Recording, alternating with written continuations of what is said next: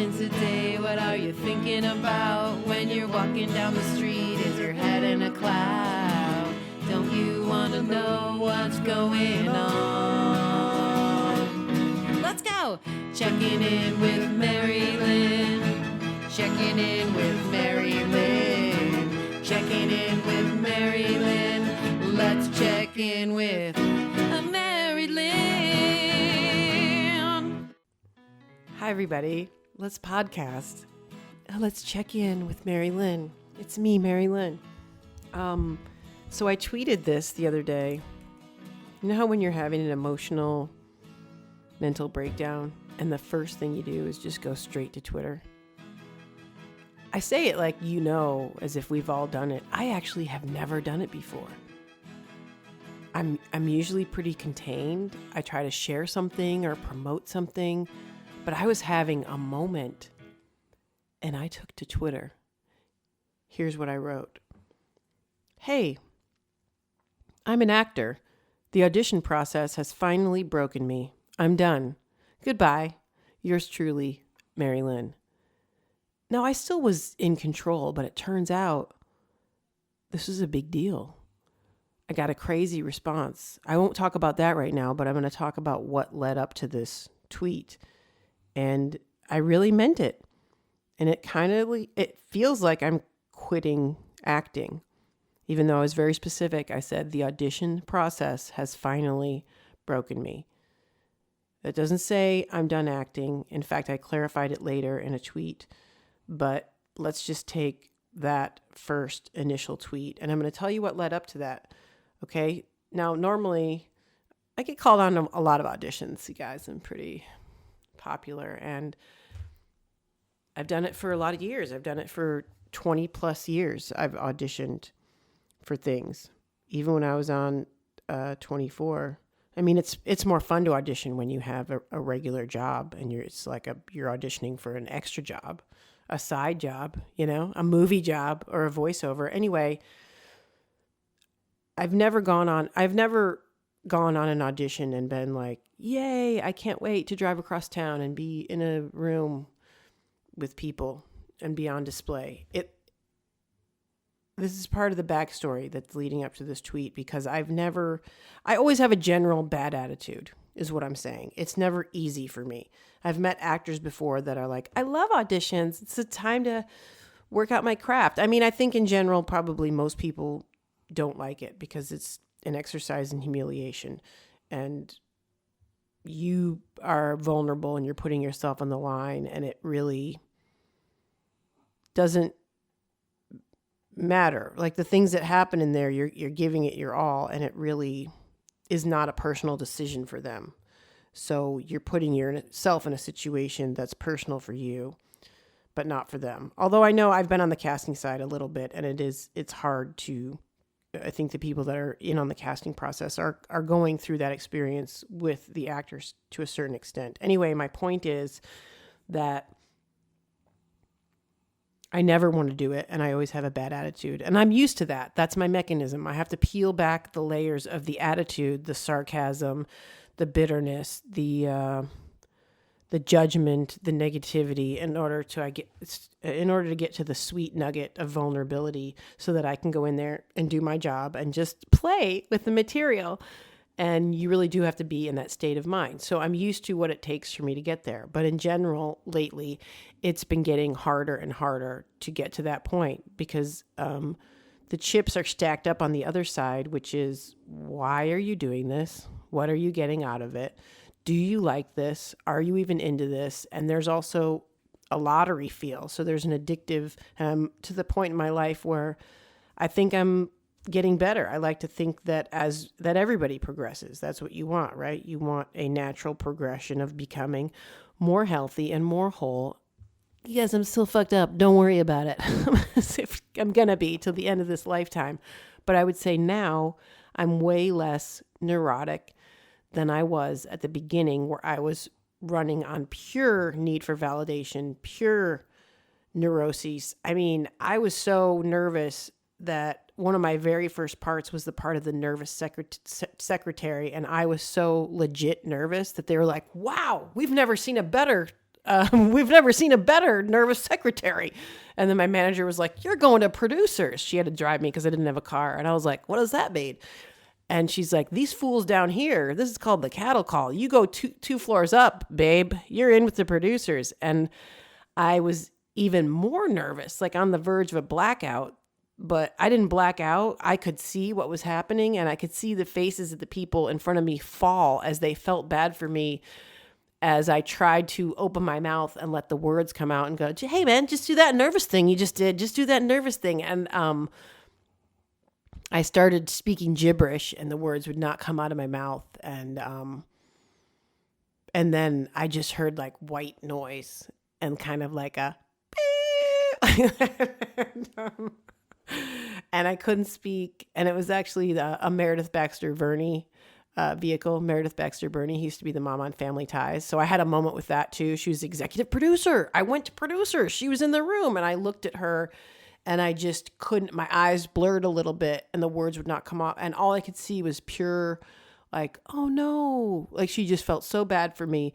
And then I somehow got out of that room. I don't know if I floated or I crawled, or I just started eating my shirt. But I walked out of there and did not get the part.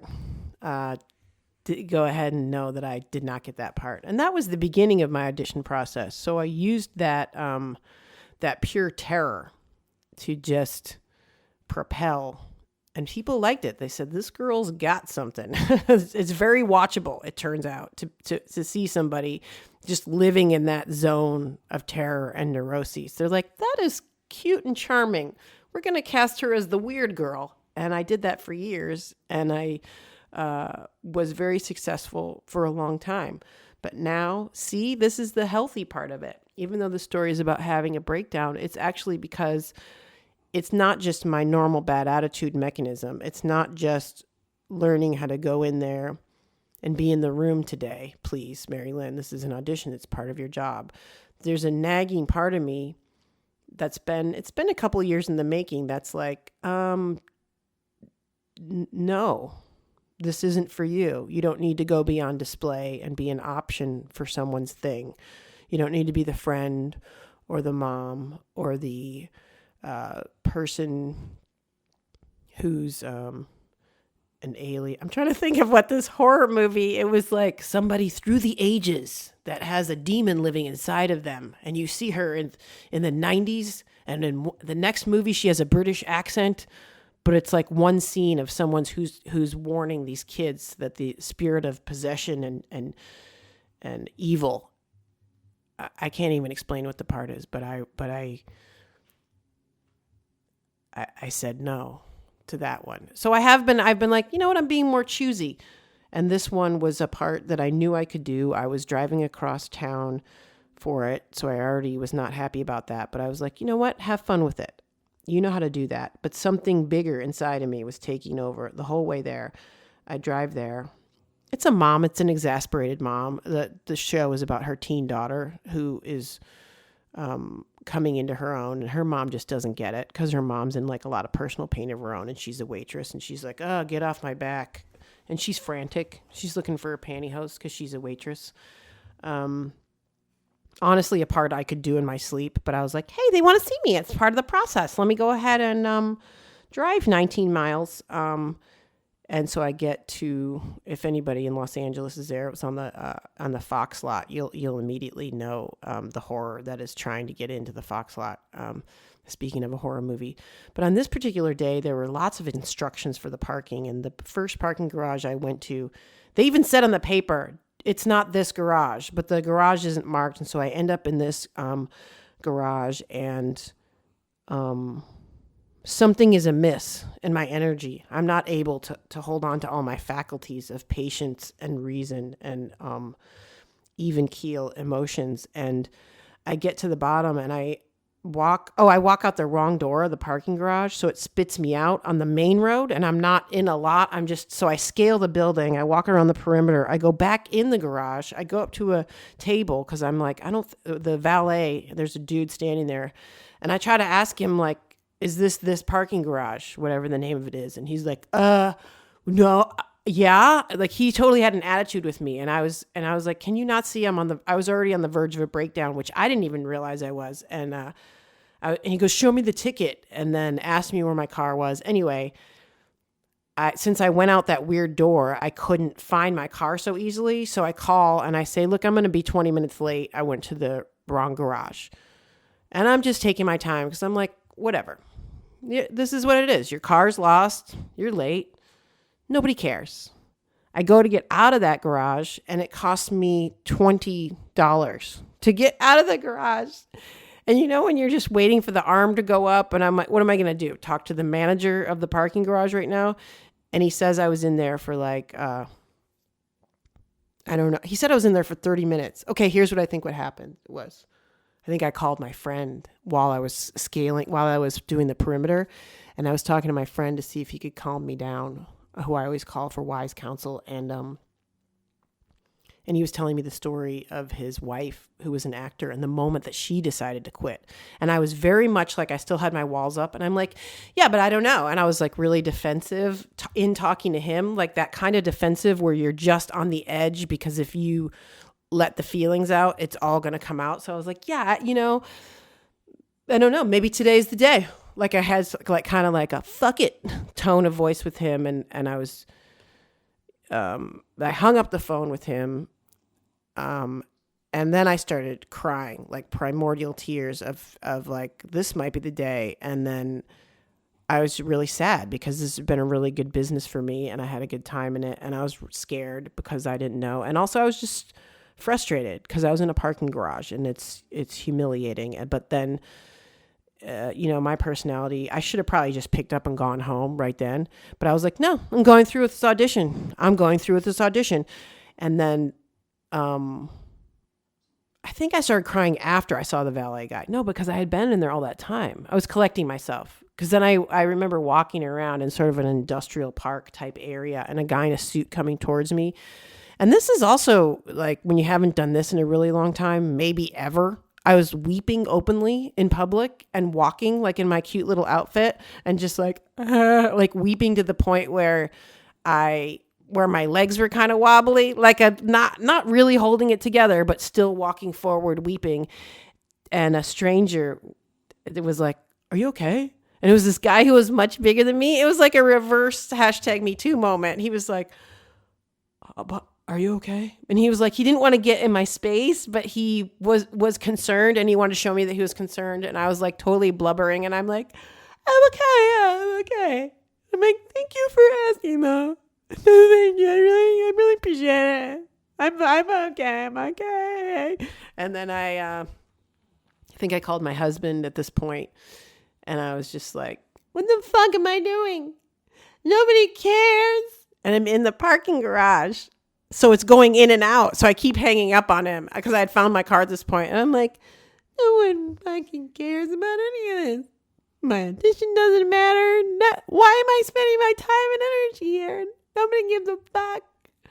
It's over 20 years in the business. It's just going to go away. They're not going to call me. There's going to be no feedback. This is just a complete waste of time. What does this add up to? It's nothing. And then I think I called my other friend back, and he was kind of joking. He's like, give me your husband's number, like in case you jump off a bridge. And so then I texted, and then I gave him my husband's number, and I was like, in case I jump off a bridge, LOL. And then I made it. Then I talked to the parking guy, right? And he was kind of dickish, like, what, lady, why are you asking me? Wait, I can't get my order of events. Anyway, whatever. I made it out of that garage. Then I go to the proper garage. Then I park. Then I go through like a caged area, like a corridor that's got fences on either side. And at the end of the corridor is like a what do you call those? You got to get through for security. The turnstile. Thank you. Turnstile. Metal. And it was like a metal turnstile, like inside of a cage. And then there's a desk, and you got to give and I'm waiting behind like a hip hop guy and a kid and her mom. And I give my And when you've just freshly cried, you're like open to the world, and the guy's like, hey, what's up? And I'm totally having a nice banter with the security guy, and feeling raw and fresh, connected to the world. I give him my ID. I'm just like, I'm going through with this audition, and walking down the stairs, and then there's a shuttle, and I've never before in my life. And I know some of you are like, whatever, you rich bitch, you're going on an audition, what's the problem? But I'm telling you, like, I'm a full-grown adult.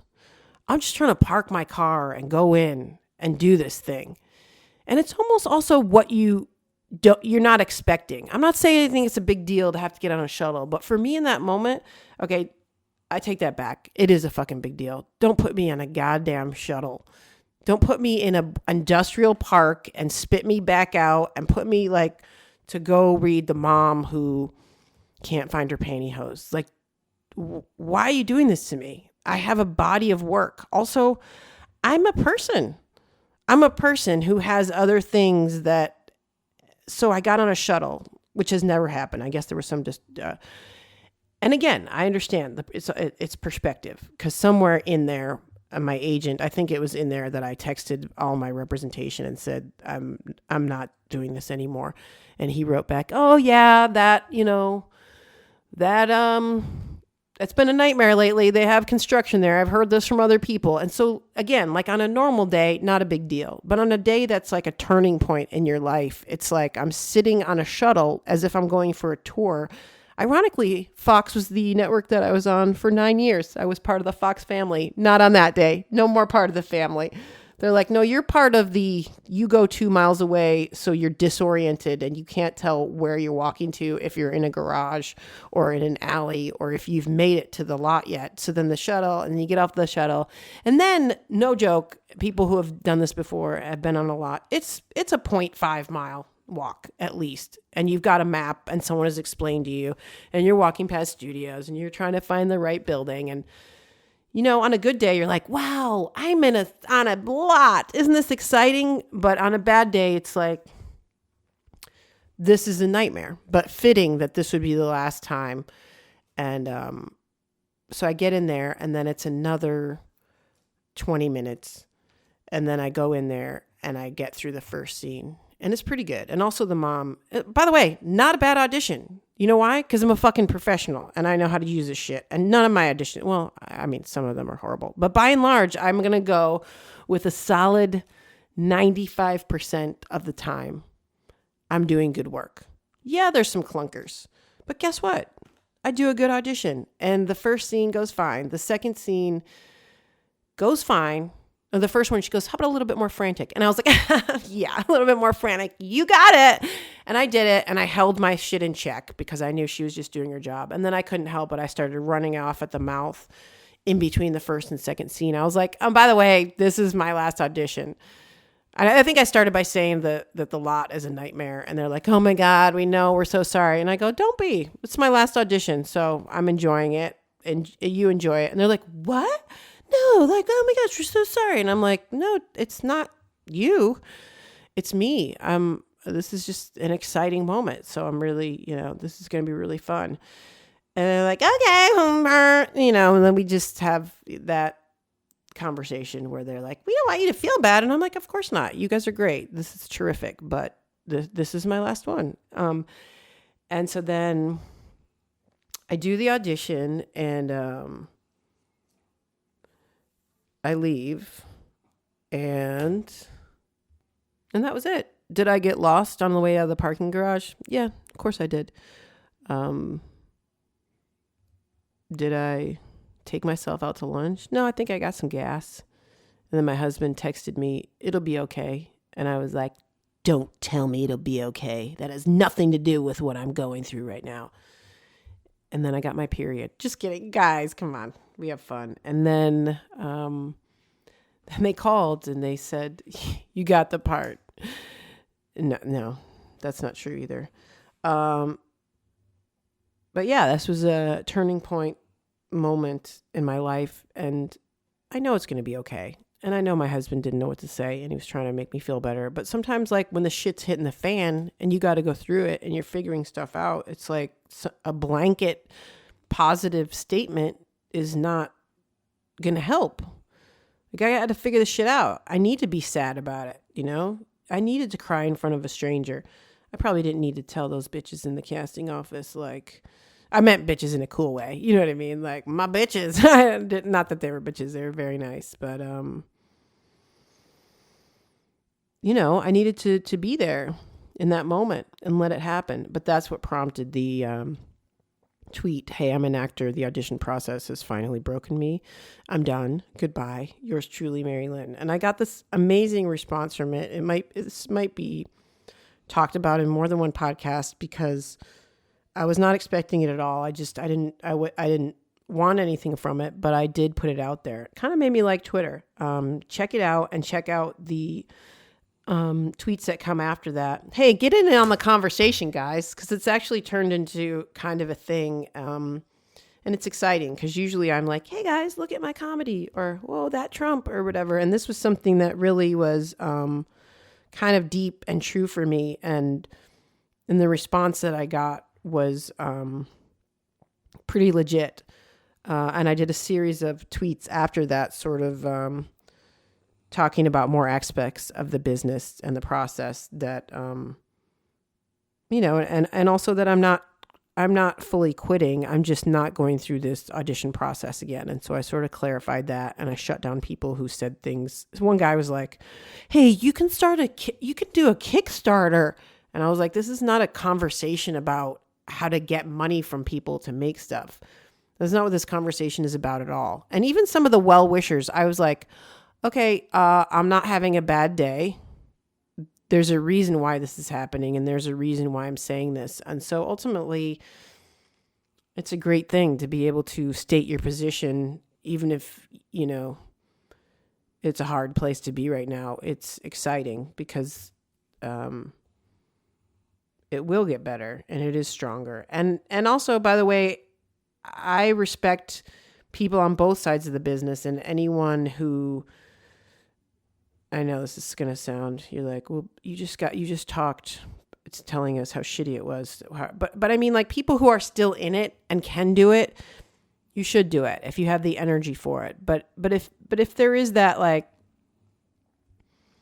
part of you that's trying to get validation from it and it's making you crazy, then you do have to take care of yourself and assess that and rest and be grounded and go back into that. And just for me, I've run my course with it, and it